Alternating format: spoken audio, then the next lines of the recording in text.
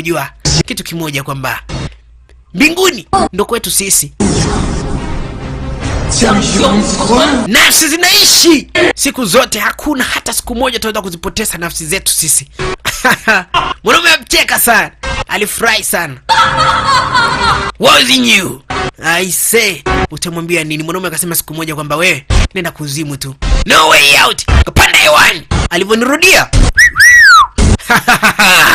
wow, I say, utaamini kwamba ule jamaa amemteketeza. Yaani ndio hivyo, anamwambia kwamba kwenda kuzimu. Hasema mala mama, tuenza tukamalizane hata kwa huko hakuna kwere. Ndio hivyo, hutaki au? Sasa wako zao wanatembea, lakini kuna mtu hapa yuko bado akufa. Hatuwezi kuzikwa namna hiyo. Hatufiki rahisi kama unavyoweza kusikia. Asa kwamba ukijafa, watambua kwamba kuniua mimi ni vigumu sana. Pekee mimi ndo nimeweza kuishi kwa mbinguni. Lakini nakwambia kitu kimoja, utalipa kwa haya yote ambayo umeweza kuyatenda. Mwanaume kapotea.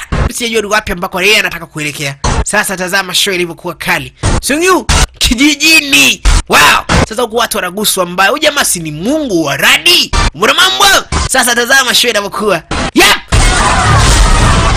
Show kavu brother. Wow. Yaani watu wanaguswa kwa kidole tu namna hii. Afu mwambie mtu kitu baba. Show. Wow. Safi. Nee, hiyo nyeupe hiyo mzee. Utafanyaje sasa? Ndio hivyo.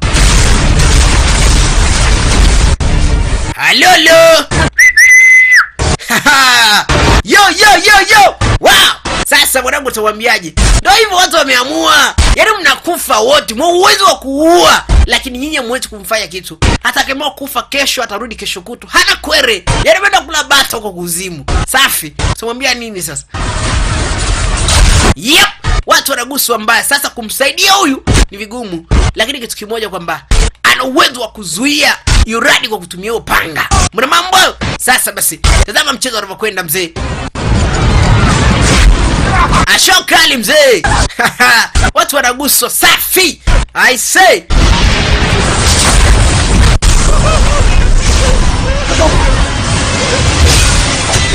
Yo. Safi sana. Inakuaje sasa paka hapo?